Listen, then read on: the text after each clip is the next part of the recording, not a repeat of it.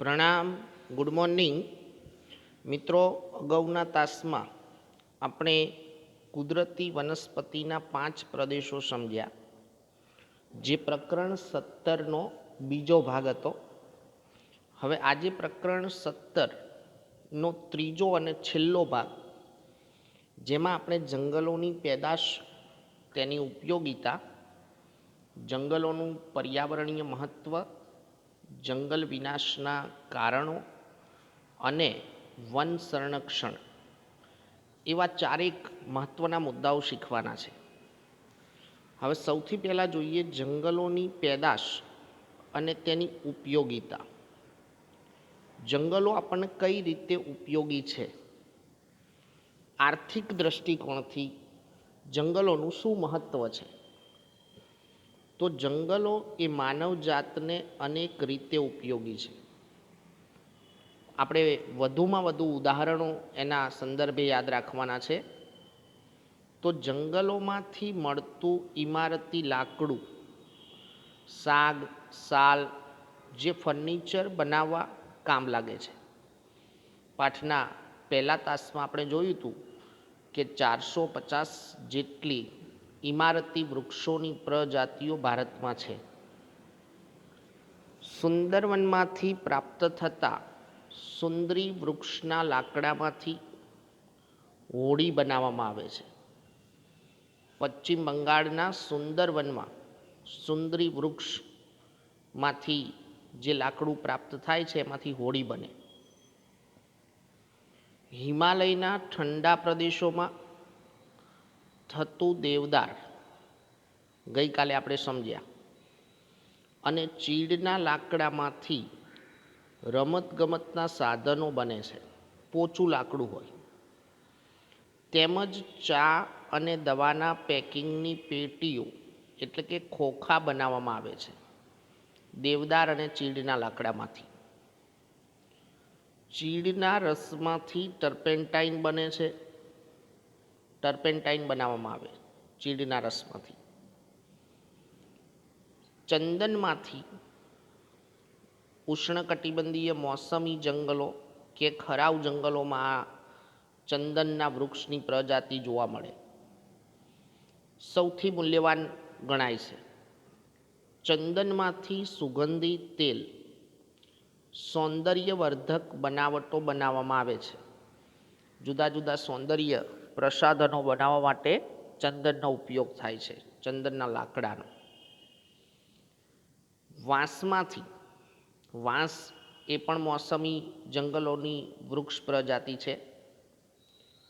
વાંસમાંથી ટોપલા, ટોપલી, રમકડા, ગૃહ સુશોભનની ચીજો બનાવવામાં આવે છે.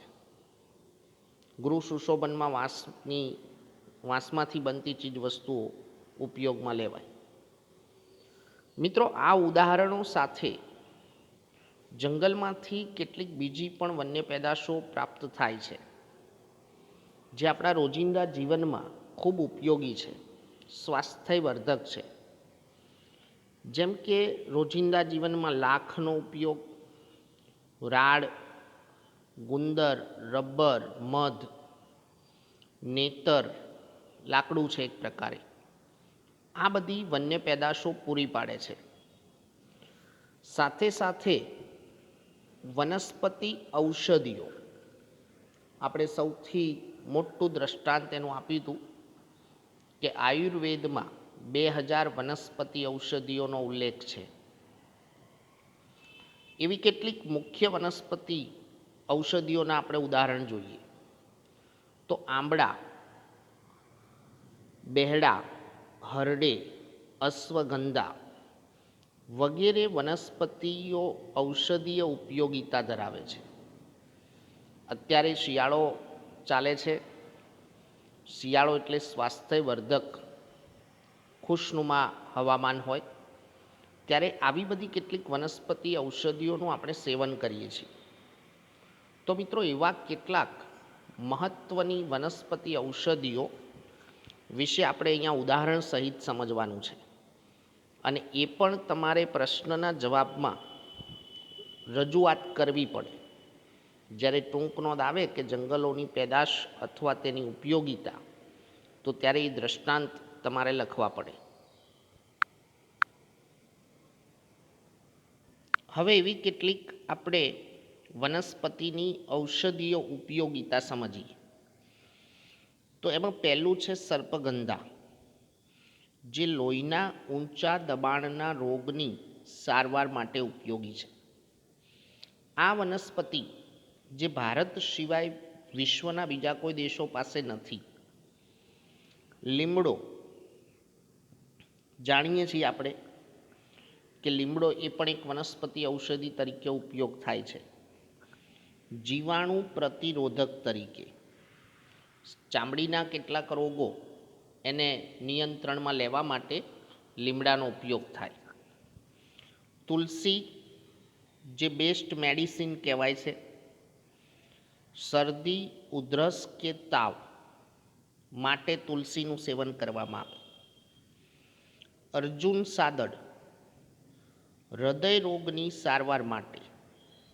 આમાંની કેટલીક વનસ્પતિ ઔષધિઓ એવી છે કે જે બહુ જ અલ્પ માત્રામાં આપણને વિશિષ્ટ ભૌગોલિક પ્રદેશોમાંથી જ પ્રાપ્ત થાય છે. બીલી, વાત અને કફ દોષો માટે બીલીનો ઉપયોગ થાય છે. તો આ રીતે આપણે ઉદાહરણો ધ્યાનમાં લઈશું.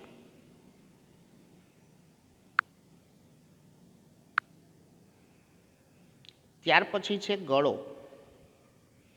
તો ગળો જે મધુપ્રમેહ, તાવ અને સાંધાના દુખાવા માટે, મધુપ્રમેહ, તાવ અને સાંધાના દુખાવા માટે ગળાનો ઉપયોગ થાય. કડવી વનસ્પતિના લાકડા છે. મધુપ્રમેહ એટલે ડાયાબિટીસ. હરડે, જે કબજિયાત અને વાળ અંગેના રોગો. આમળા, વાયુ અને પિત્તને દૂર કરે છે અને પાચક શક્તિ વધારે છે. અત્યારે આમળા પુષ્કળ પ્રમાણમાં આપણે આપણા ખોરાક તરીકે લઈએ છીએ. કરંજ વનસ્પતિનું લાકડું છે. ચામડીના, દાંત અને પેઢાના રોગો, એના માટે કરંજના લાકડાનો ઉપયોગ થાય છે. આ ઉપરાંત ખાખરાના પાનમાંથી પતરાળા પડિયા, ખાખરાના પાનમાંથી પતરાળા અને પડિયા બનાવવામાં આવે, મોટા પાન. ખેરના લાકડામાંથી કાથો બને છે. ટીમરૂના પાનમાંથી બીડી બનાવવામાં આવે છે. ટીમરૂના પાન નાના હોય એમાંથી બીડી બનાવવામાં આવે. એટલે આ મુજબ જંગલો એ વનવાસી પ્રજાને આજીવિકા તેમજ ખોરાક પૂરો પાડે છે. આજીવિકા પણ પ્રાપ્ત થાય છે, સાથે સાથે ખોરાકની પૂર્તિ પણ થાય. આમ જંગલો એ માનવ જીવનને સામાજિક અને આર્થિક વિકાસમાં યોગદાન આપે છે. ખૂબ મહત્ત્વ છે વનસ્પતિનું આપણા માનવ જીવન માટે. એટલે અહીંથી આપણે 3 ગુણનો પ્રશ્ન લખીશું કોષ્ટક સાથે. જંગલોની ઉપયોગિતા અથવા વન્ય પેદાશો.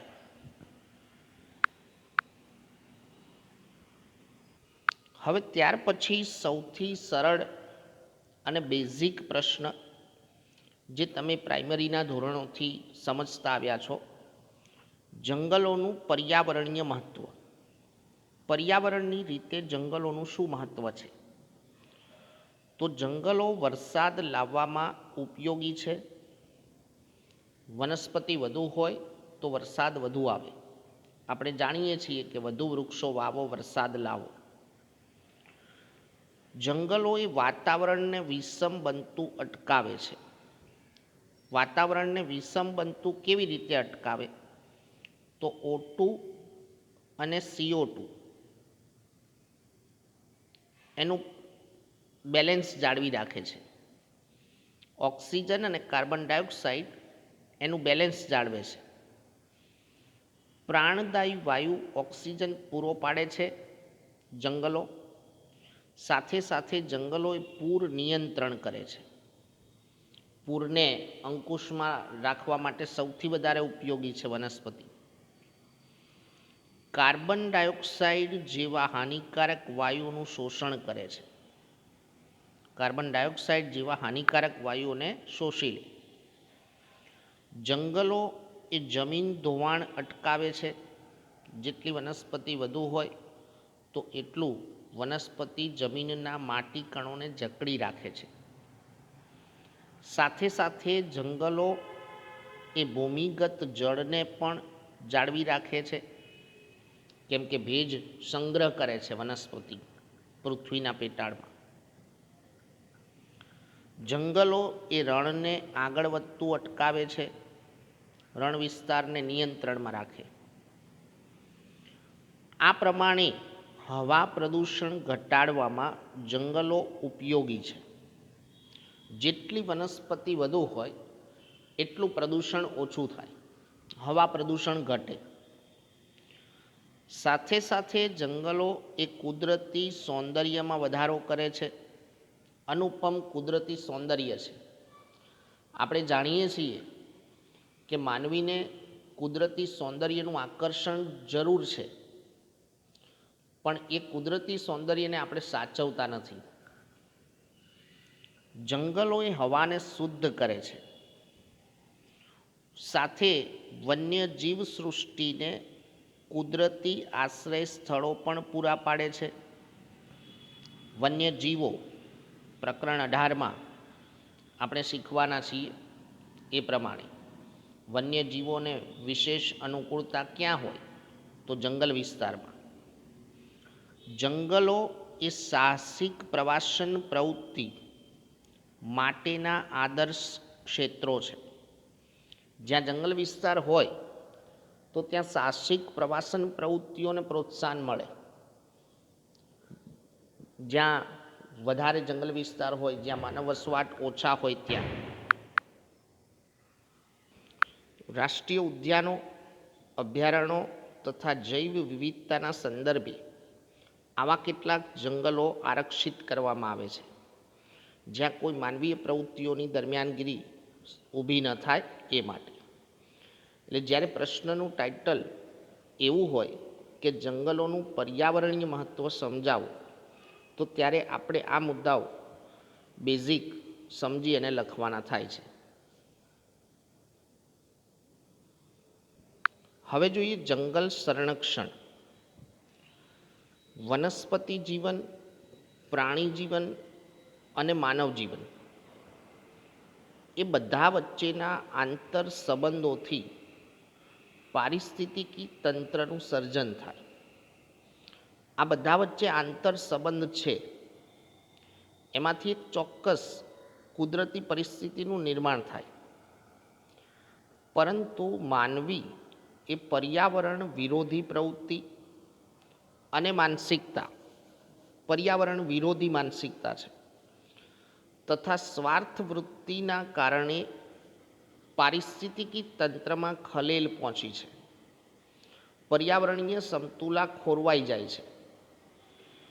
તો એ માટે જંગલ વિનાશ જવાબદાર છે. તો જંગલ વિનાશ માટે કયા કારણો જવાબદાર છે એ આપણે સમજીએ. જેમ કે જમીન મેળવવાની ભૂખ, કોઈના કોઈ પ્રવૃત્તિથી જમીન મેળવવાની ભૂખ સૌથી વધારે જવાબદાર છે. આ ઉપરાંત વસ્તી વધારો એ એક મુખ્ય કારણ છે. ઉદ્યોગોને રહેણાંકી વિસ્તારોથી દૂર લઈ જવાની નીતિ, ઉદ્યોગોને શહેરી વિસ્તારો કે રહેણાંક વિસ્તારોથી દૂર લઈ જવા. શહેરીકરણ, શહેરોના કદ વધ્યા છે. બહુહેતુક યોજનાઓ, મોટી સિંચાઈ યોજનાઓ, સડકોનું નિર્માણ કાર્ય, ઇમારતી અને બળતણ માટેનું લાકડું મેળવવા વૃક્ષોનું છેદન કરવામાં આવે. તો ક્યારેક પહાડી વિસ્તારોમાં, પર્વતીય ઢોળાવોમાં ઝૂમ ખેતી, માટે પણ વનસ્પતિનું છેદન થાય છે. દાવાનળ, આ બધા કારણોથી જંગલોનો વિનાશ થઈ રહ્યો છે. મિત્રો, 2 ગુણનો પ્રશ્ન આવે કે જંગલ વિનાશ માટેના કારણો જણાવો, તો એ વખતે આપણે આ મુદ્દાઓ એમાં રજૂ કરવાના થાય છે. જંગલોનો વિનાશ થવાથી પર્યાવરણની સમતુલા ખોરવાય છે. પારિસ્થિતિકી તંત્રની મૂળ અવસ્થા ખોરવાઈ જાય. જંગલોનો વિનાશ થવાથી પર્યાવરણને ઘણી વિપરીત અસરો ઊભી થઈ છે. ધોરણ 8માં આપણે એક આખું વિસ્તૃત ચેપ્ટર સમજ્યા હતા, ગ્લોબલ વોર્મિંગ, ગ્રીનહાઉસ ઇફેક્ટ. એ પર્યાવરણને થયેલી વિપરીત અસરો છે, જેમાં વરસાદનું પ્રમાણ ઘટવું, દુષ્કાળ, ગ્લોબલ વોર્મિંગ, વૈશ્વિક તાપ વૃદ્ધિ, ગ્રીનહાઉસ ઇફેક્ટ, હરિતગૃહ પ્રભાવ, રણીકરણ, રણ વિસ્તારો વધ્યા છે. આ સાથે વન્યજીવો પણ નિરાશ્રિત થવા લાગ્યા છે. આ બધી જ બાબતો એ જંગલ વિનાશ માટે જવાબદાર છે. જંગલ વિનાશની અસરો છે. તો એના માટે જંગલ સંરક્ષણ માટે શું પ્રયત્ન થયા છે એ સંદર્ભે થોડા પોઈન્ટ્સ અહીંયા જોઈએ.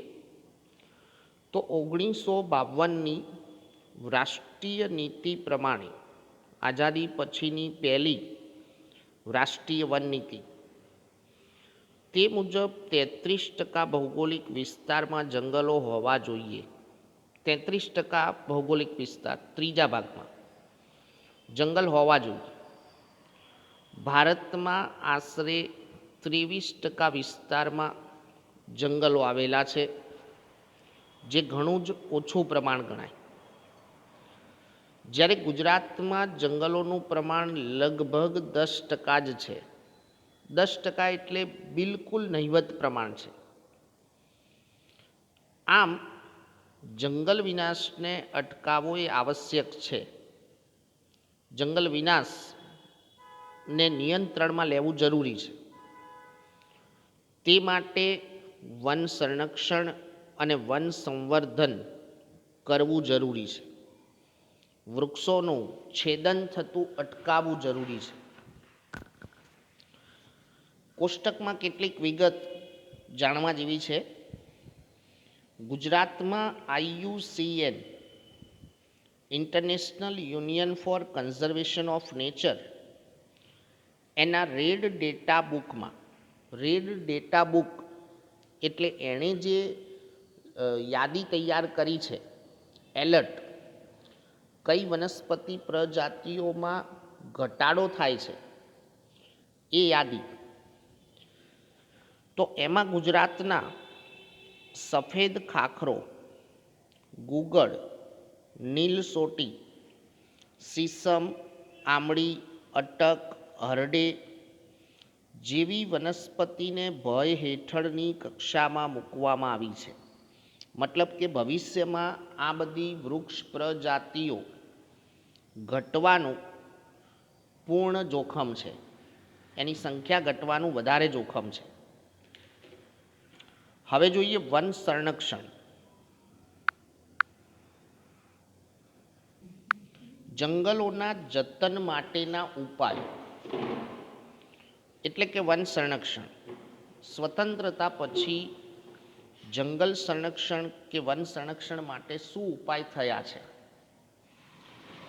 જંગલોનું જતન અને સંવર્ધન કરવાના હેતુથી ભારત સરકારે 1952માં રાષ્ટ્રીય વન નીતિ અમલમાં મૂકી.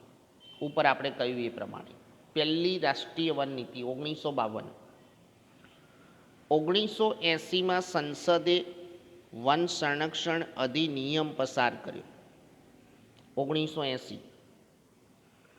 1988માં નવી રાષ્ટ્રીય વન નીતિ જાહેર કરવામાં આવી. એટલે આ 3 વર્ષ આપણે ખાસ ધ્યાનમાં રાખવાના હેતુલક્ષી પ્રશ્ન માટે, જંગલોના જતન માટે નીચેના ઉપાય હાથ ધરવા જોઈએ. પહેલો મુદ્દો જોઈએ તો જંગલો એ આપણું રાષ્ટ્રીય સંસાધન છે, આપણી રાષ્ટ્રીય સંપત્તિ છે. એનું જતન કરવું એ આપણી નૈતિક ફરજ છે તેવી સમજ કેળવવી. બંધારણીય ફરજ છે વન સંરક્ષણ કરવું એ.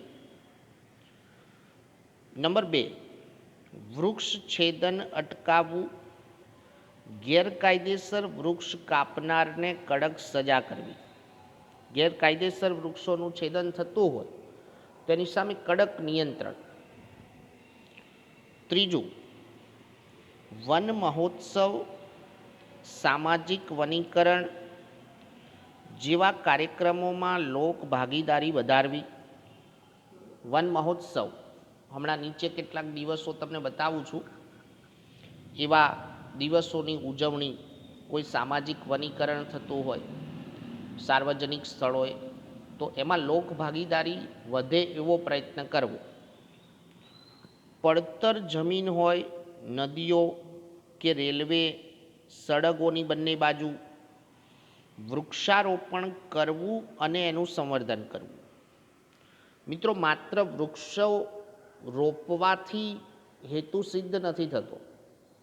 વૃક્ષો રોપવાની સાથે એનું સંવર્ધન કરવું, એને સારી રીતે ઉછેરવા એ બહુ અગત્યનું છે. નંબર 4, પર્યાવરણીય શિક્ષણ. શાળાકીય અભ્યાસક્રમો દ્વારા પર્યાવરણીય જાગૃતિ લાવવી. આપણે આજે અભ્યાસ કરીએ છીએ પર્યાવરણીય અભ્યાસ કહેવાય, પર્યાવરણલક્ષી અભ્યાસક્રમ છે આ. પર્યાવરણને લગતા દિવસોની ઉજવણી કરવી, એવા કેટલાક વિશેષ દિવસો ઉજવવા, એટલે વિદ્યાર્થીઓમાં, સમાજના લોકોમાં એ વિશેની જાગૃતતા આવે. એવા કેટલાક દિવસો આપણે અહીંયા સમજીએ. કોષ્ટકમાં જોજો, ક્રમમાં જ આપેલા છે. 21 માર્ચ વિશ્વ વન દિવસ, 22 એપ્રિલ વિશ્વ પૃથ્વી દિવસ, 5 જૂન વિશ્વ પર્યાવરણ દિવસ, જુલાઈ મહિનો વન મહોત્સવ કહેવાય, 16 સપ્ટેમ્બર વિશ્વ ઓઝોન દિવસ. તો મિત્રો, ધોરણ 8માં પણ આમાંના કેટલાક દિવસો વિશે તમને જાણવા મળેલું. અને આ કોષ્ટકના જે દિવસો આપણે જોયા એ એક ગુણમાં કોઈના કોઈ હેતુલક્ષી પ્રશ્નમાં અવશ્ય પૂછાય છે, એટલે બરાબર સમજી અને યાદ રાખવા. જંગલોમાં આગ ન લાગે તેની તકેદારી રાખવી, કુદરતી કે કોઈ પણ માનવીની બેદરકારીથી. અને જો આગ લાગે તો ત્વરિત તેનું શમન કરવું, તેને ઓલવવાના પ્રયત્નો ઝડપી હોવા જોઈએ. નંબર 6, ઉર્જા મેળવવા ઉપયોગમાં લેવાતા લાકડાના સ્થાને સૌર ઉર્જા, બાયો ઉર્જા, પવન ઉર્જા જેવા ઉર્જાના પુનઃપ્રાપ્ય સ્ત્રોતોનો ઉપયોગ કરવો. એટલે વનસ્પતિનું છેદન ઘટી જાય. ગ્રામીણ વિસ્તારોમાં ખાસ બળતણ તરીકે જે વનસ્પતિનું લાકડું વપરાય છે એના બદલે સૌર ઉર્જાનો ઉપયોગ કરવો, બાયોગેસનો ઉપયોગ કરવો કે પછી પવન ઉર્જા. નંબર 7, પ્રચાર પ્રસાર માધ્યમો દ્વારા લોકોને જંગલોનું મહત્ત્વ સમજાવી આ બાબતે લોકજાગૃતિ લાવવી. રેડિયો, ટેલિવિઝન, વર્તમાનપત્રો એ પ્રચાર પ્રસાર માધ્યમોનો ઉપયોગ કરી અને લોકોને એ વિશે સભાન બનાવવા. તો મિત્રો, આ સાથે આપણું પ્રકરણ 17 અહીંયા પૂર્ણ થાય છે. અને આજના તાસમાંથી તમારે હું જે કહું એ પ્રશ્નો નોટબુકમાં લખવાના છે. પહેલો પ્રશ્ન લખવાનો છે જંગલોની ઉપયોગિતા. ત્યાર પછી એક બીજો પ્રશ્ન લખવાનો છે જંગલ વિનાશના કારણ, અને ત્રીજો પ્રશ્ન લખવાનો છે જંગલોના જતન માટેના ઉપાયો. આ 3 પ્રશ્નો લખવાના. બેઝિક જે પ્રશ્ન હતો જંગલોનું પર્યાવરણીય મહત્ત્વ, એ પ્રશ્ન લખવા માટે આપતા નથી. અસ્તુ, પ્રણામ.